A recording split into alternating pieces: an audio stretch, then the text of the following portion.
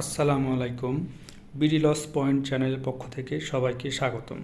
আমি এই চ্যানেলটিতে নিয়মিতভাবে ভ্যাট এবং ট্যাক্স নিয়ে ভিডিও আপলোড দিচ্ছি। আশা করি আপনাদের ভিডিওগুলো ভালো লাগবে এবং অনেক কিছু জানতে পারবেন। তো চলুন, আজকে একটি ভিডিও আপলোড করেছি, সেটার বিষয় হচ্ছে রিয়াত কি। আমরা এই ভিডিওতে জানব রিয়াতটা কি। তো চলুন জানা যাক।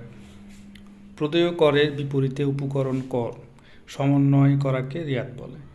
অর্থাৎ প্রদেয় করের বিপরীতে, মানে যে করটি প্রদান করতে হবে এটার বিপরীতে উপকরণ কর যে রয়েছে এটা বাদ দিয়ে যেটা থাকবে সেটাই হচ্ছে আমাদের রিয়াত বলবো এই অংশটুকুকে।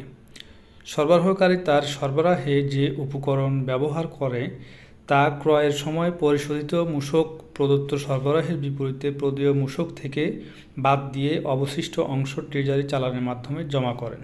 অর্থাৎ সরবরাহকারী তার প্রোডাক্টে যে উপকরণ ব্যবহার করেছে এটা এই উপকরণটি ক্রয়ের সময় পরিশোধিত মূসক প্রদত্ত সরবরাহের বিপরীতে বাদ দিয়ে যে অংশ থাকবে এই অংশটুকু তিনি কি করবেন, ট্রেজারি চালানের মাধ্যমে জমা করবেন।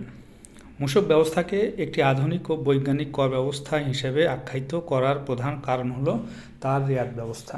অর্থাৎ আমাদের দেশের যে মূসক ব্যবস্থা রয়েছে এটা অত্যন্ত কার্যকরী এবং আধুনিক ও বৈজ্ঞানিক কর ব্যবস্থা, কারণ হচ্ছে এটার রিয়াত ব্যবস্থাটা অন্যতম।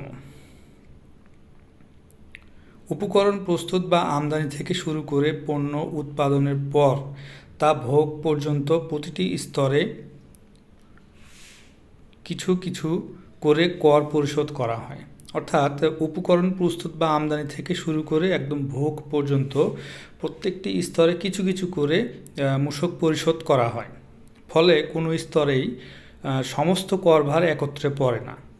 প্রতিটি স্তরে 15% মূসক প্রদান করা হলেও তা থেকে উপকরণ ক্রয়ের সময় পরিশোধিত মূসক বাদ দেয়ায় তাদের পার্থক্যটাই শুধু ওই পর্যায়ের করভার হিসাবে বিবেচিত হবে। ফলে প্রতিটি স্তরের সংযোজনের উপর 15% হারে যে মূসক আসে তাই ওই পর্যায়ের নিট মূসক।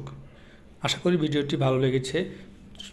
ভিডিওটি ভালো লাগলে সবাই সাবস্ক্রাইব করবেন, লাইক করবেন, কমেন্ট করবেন এবং শেয়ার করবেন।